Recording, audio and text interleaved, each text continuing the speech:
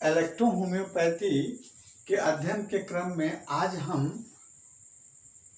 Anatomy और physiology का क्रम जो चल रहा है उसमें सेंस ऑर्गन आई के बारे में हम अध्ययन कर रहे हैं।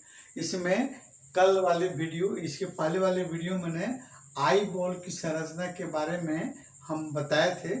आज कुछ उसका अंश बाकी रह गया था, उसके बारे में हम बता रहे हैं, है ना। तो सब इसके पहले वाले वीडियो में मैंने आपको ये आई बॉल के बारे में बताया था। बाहरी स्ट्रक्चर, बाहरी आपका लेयर इसका आपको स्क्लेरा जो आगे चल के कॉर्निया का निर्माण करता है, और कॉर्निया के पीछे आपको जस्ट आगे पीछे वाले पर्सन में एक आपको प्यूपिल होता है, आइरिस होता है, और उसमें आपको ह्यूमरस, आपके एक्वस ह्यूमरस रहता है ना, और उसके अलावा आपको उसका लेंस रहता है। इधर आपको सिलियरी बॉडी और सिलियरी आपको लिगामेंट रहता है।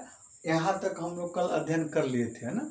अब देखते हैं जस्ट आपको लेंस जो है, लेंस के पीछे वाले पर्सन में, यानी हमारे आपको आई बॉल का थर्ड लेयर, यानी सबसे नीचे वाला लेयर जिसको हम रेटिना के नाम से जानते हैं, इसके बारे में हम आपको अध्ययन करेंगे। रेटिना आई बॉल का, है ना, सबसे नीचे वाला, सबसे आंतरिक झिल्ली होती है ना, और ये एक प्रकार का एक पर्दा होता है ना, और इसी पर्दे पर हमारे आई की सभी, हमारे आँख की सारी क्रिया निर्भर करती है ना। इसमें देखते हैं ये पूरा आई बॉल जो है पूरे आई बॉल में नहीं रहता है। देखिए सबसे ऊपर वाला स्क्लेरा का लेयर है, मिडिल पर्सन वाला क्रोवाइड है, और जस्ट उसके नीचे आपका ये है आपका रेटिना, है ना। यानी आपको रेटिना के आगे जो एक लिक्विड रहता है जिसको हम क्या कहते हैं, आपको विट्रस ह्यूमरस, है ना, विट्रस ह्यूमरस, और आपको कैरवाइड के बीच में रेटिना का आपको एक जाल लगता है। रेटिना आपको यानी ऑप्टिक नर्व का एक जाल कहिए इसको, है ना, इसमें ऑप्टिक नर्व का जाल फैला हुआ रहता है रेटिना पर। और रेटिना का एक अंतिम वाला भाग जो है यहाँ से निकलकर ऑप्टिक नर्व के रूप में निकलती है, जो आपको हमारे कहाँ यानी ब्रेन तक जाती है, यही ऑप्टिक नर्व। अब देखिए इसमें जो है ये रेटिना जो है दो लेयर का बना होता है। एक पिगमेंटल लेयर होता है, एक पिगमेंटल लेयर होता है, और एक होता है न्यूरल लेयर, है ना। न्यूरन, इसमें न्यूरॉन की जाल बिछी हुई रहती है, इसे न्यूरल लेयर भी कहते हैं, और पिगमेंट लेयर भी इसका दो लेयर में आपको बटा रहता है। तो पिगमेंट लेयर में दो आपको रिसेप्टर लगे रहते हैं, जो हमारे आई के द्वारा जो आपको प्रकाश जाता है उसको रिसीव करने वाले आई रिसेप्टर होते हैं। ये आई रिसेप्टर में दो तरह के सेल होते हैं। एक सेल होता है जिसको हमको रड सेल कहते हैं, यह अंधेरा में देखने में मदद करती है। इसका रड सेल्स मजबूत होता है, उसको रात में अच्छी दिखाई देती है, और जिसका रड सेल्स आपको कमजोर होता है उसको रात में दिखाई नहीं देती है। जिसको रात में नहीं दिखाई देती है उसी को रतौंधी एक बीमारी होती है, रतौंधी, जिसको रात में नहीं दिखाई देती है। इसी रड सेल्स के कमजोर पड़ने के चलते ये रतौंधी बीमारी होती है। इसको हम विटामिन ए की खुराक देकर हम लोग पूरा कर देते हैं, है ना। दूसरा एक सेल होता है, उसी में आपको उसको कोन सेल कहते हैं, है ना। यानी आपको ये रिसेप्टर जो है आपको रेटिना में रिसेप्टर लगता है, दो सेल से बना हुआ होता है, एक पिगमेंट वाला सेल और दूसरा एक आपको रड सेल और दूसरा कोन सेल। तो कोन सेल जो है एक कलर को बताता है ना। कौन सा कलर, जैसे मानते हैं हम लाल, पीला, उजला, जो भी कलर है जो आपका आई के द्वारा जो आपको इमेज बनता है, आपको रेटिना को उसका कलर को डिनोट करता है। ये रंग की पहचान करता है ना। जिस व्यक्ति में आपको यह रोग हो जाता है, यानी रंग की पहचान करने वाली क्षमता खत्म हो जाती है, यानी कोन सेल, है ना, कोन सेल का लाइफ किसी कारणवश खराब हो जाता है, या हेरिडिटिकल या वंशानुगत रोग के कारण अगर या आपको कोन सेल खराब हो जाता है तो उसमें आपको इमेज जो बनता है उस इमेज का कलर आदमी नहीं पहचान पाता है। व्हाइट को आपको ब्लैक कहेगा, ब्लैक को व्हाइट कहेगा, जस्ट रिवर्स को बताएगा, कलर को नहीं पहचान पाता है। इसको ब्लाइंडनेस, है ना, कलर ब्लाइंडनेस के रोग के नाम से जाना जाता है।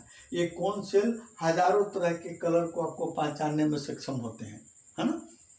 अब देखते हैं इसके बाद में आपको ये ब्लड सेल कोन सेल हो गया। ये रेटिना पर आपको फिगर कैसे बनता है, जैसे कॉर्निया के माध्यम से क्या प्रकाश यानी इमेज के रूप में या किसी आपको आकृति के रूप में प्रकाश आपको कॉर्निया के रूप में प्रवेश करता है, कॉर्निया से प्रवेश करता है और वह जाता है आइरिस पर। आइरिस के अंदर में एक प्यूपिल होता है, प्यूपिल के माध्यम से वो आपको इमेज कहाँ आपको पता है, आपको कहाँ, ये आपको लेंस पर, है ना। ये कन्वेक्स लेंस होता है, ये लेंस पर पड़ेगा और लेंस के बाद में ये जस्ट रिवर्स आपको रेटिना पर इमेज बनाता है, जो वास्तविक रहता है लेकिन उल्टा इमेज रहता है। वास्तविक रहता है लेकिन उल्टा इमेज बनता है और उस उल्टे इमेज को आपको कहाँ से, ये आपको जितने लगे हैं पतले पतले नलिका, पतले पतले आपको धागे नुमी संरचना है जिसको ऑप्टिक नर्व के नाम से जानते हैं। ये ऑप्टिक नर्व जो है के माध्यम से ब्रेन में जाता है और ब्रेन ये आपको वास्तविक इसकी संरचना, वास्तविक इसका कलर और इसके मतलब कि रूपरेखा के बारे में बता देता है कि ये आपको क्या चीज़ का फोटो है, क्या चीज़ हम मतलब देख रहे हैं। ये आपको कौन बनाता है, ऑप्टिक नर्व बनाता है, ब्रेन बताता है कि ब्रेन में ही आपको ये किसी चीज़ का इमेज का पहले से आपको फिक्स रहता है, यानी वही बता पाता है कि ये आपको चिड़िया का है या आपको कोई बॉल है, ये आपको बताता है ब्रेन, है ना। आँख केवल आपको उसका फोटो बना देता है रेटिना पर, है ना, और रेटिना से आपको ऑप्टिक नर्व के माध्यम से आपको ब्रेन तक जाती है और ब्रेन ये बता पाता है कि हाँ ये क्या चीज़ का फोटो है, क्या चीज़ है ना। इमेज को वही सीधा करके आपको बताता है ना।